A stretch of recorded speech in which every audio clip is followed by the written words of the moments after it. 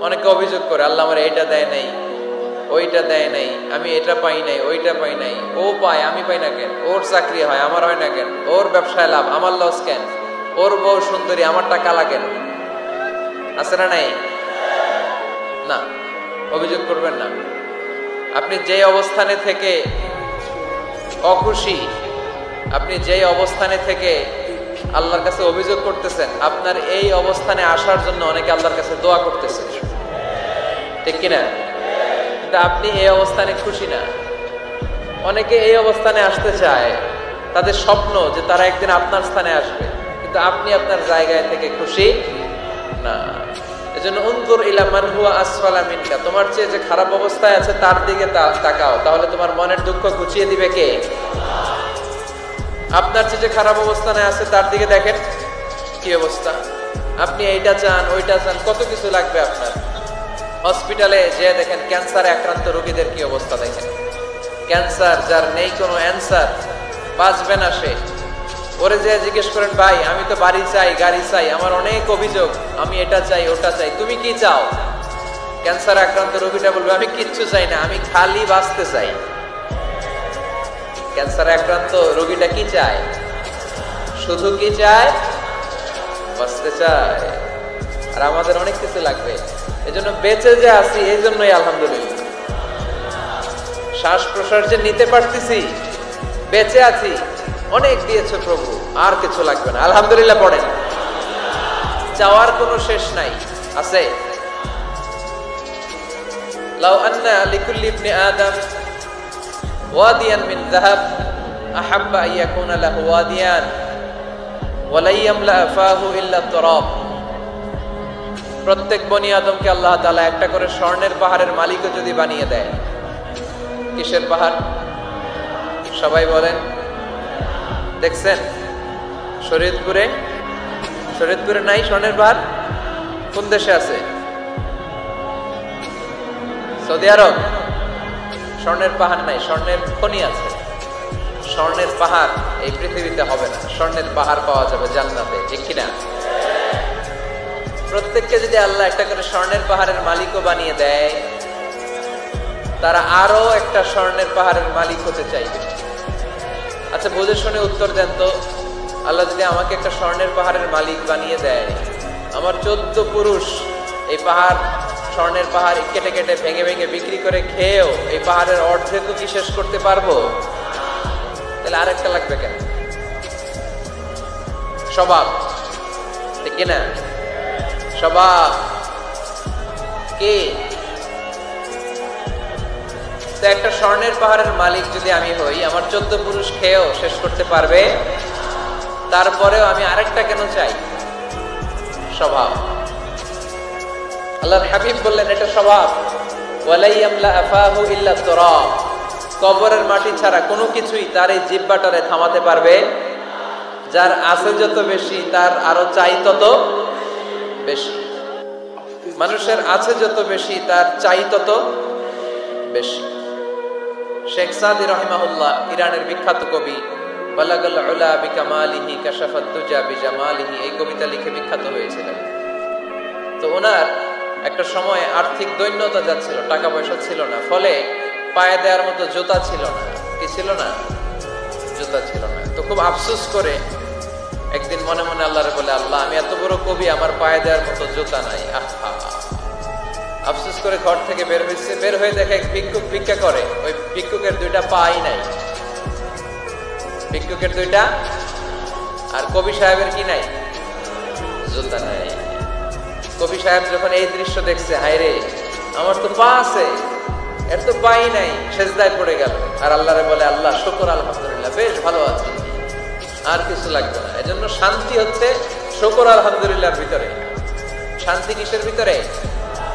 শুকর আলহামদুলিল্লাহর ভিতরে। এজন্য আওয়াজ করে পড়েন আলহামদুলিল্লাহ। আপনার চাহিদার কোনোদিন শেষ হবে না। দেখবেন যার পা নাই, সে পা দেখে আফসোস করে, ইস লোকটা হেঁটে যায়, কি সুন্দর যায়, আমি তো হাঁটতে পারি না, যদি হাঁটতে পারতাম, যদি 2টা পা থাকতো।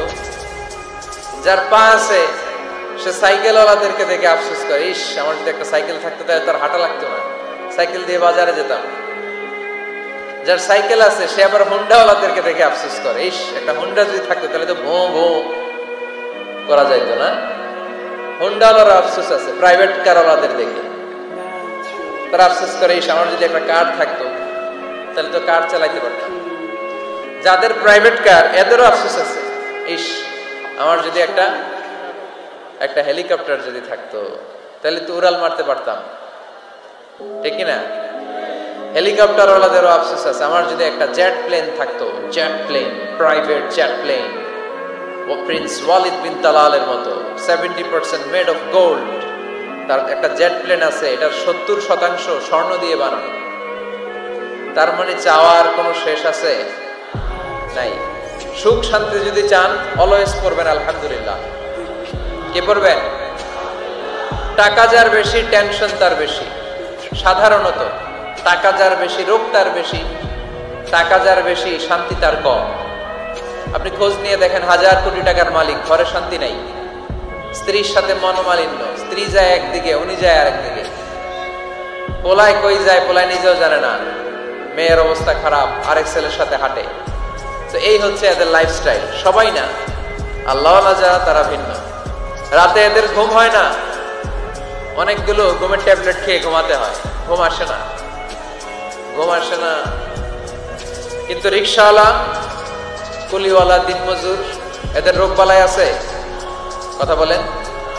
খাওয়ার সমস্যা আছে, ঘুমের সমস্যা আছে, শুইলেই ঘুম আসে, যেখানে রাইত ওইখানেই গাই। ঘুমাইতে দেরি, নাক ডাকতে দেরি হয় না, ওর নাকের ডাকের আওয়াজে ট্রাকের ইঞ্জিনও ফেল। শান্তির ঘুম। এই জন্য সবসময় শান্তি খুঁজতে হবে। কি খুঁজবো? শান্তি দেওয়ার মালিক কে? আল্লাহ তুমি এই দেশটাকে শান্তিময় করো, শরীয়তপুরটাকে তুমি শান্তিময় করো, আজকের মাহফিলটারে কবুল করো।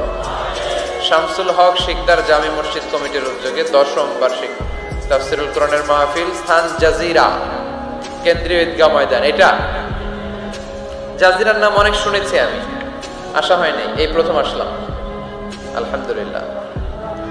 3 দিন ব্যাপী তাফসিরুল কোরআনের প্রোগ্রামের আজ 3য় রজনী। আমার আগে কথা বলেছে মুফতি কাজী মোহাম্মদ ইব্রাহিম, গতকাল কথা বলেছে মাওলানা এম হাসিবুর রহমান, কথা বলেছে মাওলানা আব্দুল খালেক শরীয়তপুরী। যারাই কথা বলেছে কোরআন হাদিসের আলোকে যা বলেছে আমরা যেন আমল করতে পারি, আল্লাহ তৌফিক দান করো। সঙ্গীত পরিবেশনায় ছিল মশিউর রহমান, সুর সম্রাট, অ্যাডভোকেট রোকনুজ্জামান, ইসলামী সঙ্গীত শিল্পী, star voice champion Imtiaz Ahmed. আজকের প্রোগ্রামের প্রধান অতিথি জননেতা জনাব ইকবাল হোসেন অপু সাহেব, মাননীয় সংসদ সদস্য শরীয়তপুর 1 আসছেন উনি প্রতিনিধি হিসেবে, চেয়ারম্যান সাহেব যিনি বক্তব্য রাখলেন, সুন্দর বক্তব্য রেখেছেন উনি। বিশেষ অতিথি জননেতা আলহাজ মোবারক আলী শিকদার, চেয়ারম্যান উপজেলা পরিষদ জাজিরা। মাশাআল্লাহ, কত সুন্দর ইসলামের পক্ষে কথা বললো। এরকম চেয়ারম্যান আমরা চাই কি চাই না? অনেক চেয়ারম্যান মাহফিল বন্ধ করে দেয়, আছে না নাই? এগুলো ওনারা ভুল করে। ওনাদের উচিত মাহফিলগুলোতে আসা। যেমন আপনাদের চেয়ারম্যান এসেছে, আপনাদের ভালোবাসায় শিখতে হয়েছে, ঠিক কিনা? আপনাদের দোয়া নিয়ে গিয়েছে, দোয়ার দরকার আছে না নাই? দোয়ার অনেক দাম।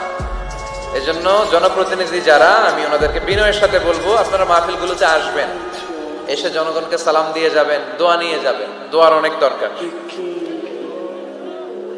অতিথি হিসেবে আরো আছে জনাব মোহাম্মদ ইউনুস ব্যাপারী, জিএম নুরুল হক সাহেব, মোহাম্মদ ওমর ফারুক সাহেব। যারাই এসেছে আল্লাহ সবাইকে কবুল করো। বিশেষ করে আমার যুবক ভাইদেরকে আল্লাহ তুমি কবুল করো। সৈয়দনা ওমরে ফারুকের মতো ইসলামের বীর সেনানী হিসেবে কবুল করে নাও। পর্দার আড়ালে মা বোনদেরকে আল্লাহ তুমি কবুল করো। আম্মা জানা আয়েশা রাদিয়াল্লাহু তাআলা আনহা, খাদিজাতুল কুবরা রাদিয়াল্লাহু তাআলা আনহার মতো মহিয়সী, গরিয়সী, নেককার নারী হিসেবে কবুল করো। আসুন আমরা সরাসরি কোরআন থেকে শুনি, কারণ কোরআন থেকে শুনলে বরকত বেশি না কম? আরো জোরে বলেন, বেশি না কম? এটা এমন একটা কিতাব যে কিতাবে কোনো ভুল নাই। আছে? সন্দেহ আছে? সংশয় আছে? মুত্তাকিনদের জন্য এই বইটারে হেদায়েতের কিতাব করে নাজিল করলো কে? যালিকাল কিতাবু লা রাইবা ফি হুদাল লিল মুত্তাকিন।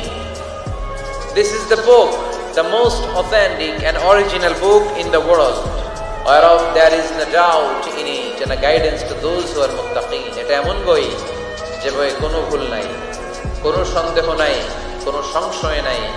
মুত্তাকিনদের জন্য এই বইটারে হেদায়েতের কিতাব করে পাঠালো কে? আবার আল্লাহ বলেন কিতাবুন আনজালনাহু ইলাইকা লিতুখরিজান নাসা মিনায-যুলুমাতি ইলান-নূর। নবী হে, এই কিতাবকে আমি নাজিল করেছি অন্ধকারাচ্ছন্ন মানুষগুলোকে আলোর পথ দেখাতে, বামপন্থী গুলারে ডানপন্থী বানাতে, জাহান্নামী গুলারে জান্নাতি বানাতে। এই কিতাব যদি কেউ পড়ে সে মানুষের মতো মানুষ হয়। ওই মানুষ কখনো অন্যায় করে না।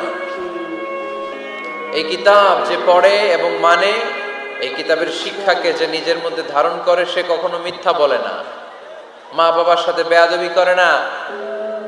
ওই আলোকিত মানুষটা কখনো টেন্ডারবাজি করে না, চাঁদাবাজি করে না, দুর্নীতিতে চ্যাম্পিয়ন হয় না, ক্যাসিনো ব্যবসায় নামে না। এই কোরআন যারা বুকে ধারণ করে এরা কোনোদিন পেঁয়াজের দাম বাড়ায় না। জোরে বলেন ঠিক কিনা?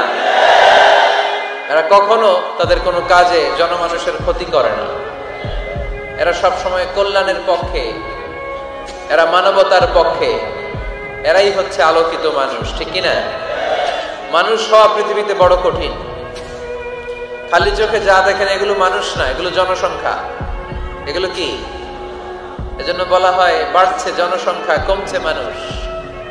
বাড়তেছে কি, কমতেছে কি? মানুষ। গরুর পেট থেকে বেরোলেই ওটা গরু হয়ে যায়, ছাগলের পেট থেকে বেরোলেই ওইটা ছাগল হয়ে যায়, মুরগির পেট থেকে বেরোলেই ওইটা মুরগি।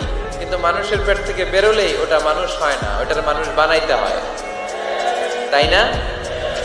আবার গরুকে কেউ কোনোদিন বলে না এই তুই গরুর মতো গরু হ, বলে? শরীয়তপুরে আপনারাও বলেন না? ছাগলকে কেউ কোনোদিন বলছে এই তুই ছাগলের মতো ছাগল হ। কিন্তু মানুষকে বলা হয় তুমি মানুষের মতো মানুষ হও। কোরআন পড়লে মানুষের মতো মানুষ হওয়া যায়, ঠিক কিনা?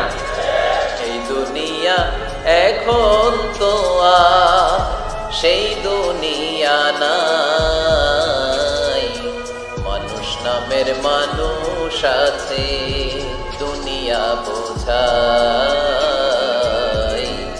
সেই মানুষের ভিড়ে আমার আসল মানুষ নাই, ঠিক কিনা? আসল মানুষের বড় অভাব। মানুষের মতো মানুষ খুঁজে পাওয়া দুষ্কর। এই কোরআন এসেছে আমাদেরকে মানুষের মতো মানুষ বানাতে। এজন্য এই কোরআন থেকে শুনলে লাভ না লস? কোরআনের সাথে আমাদের সম্পর্ক বাড়াতে হবে। প্রতিদিন কোরআন তেলাওয়াত করতে হবে। আপনারা করেন? হ্যাঁ, আজকে করছেন কারা কারা দেখি? মাশাআল্লাহ, মাশাআল্লাহ, হাত নামান।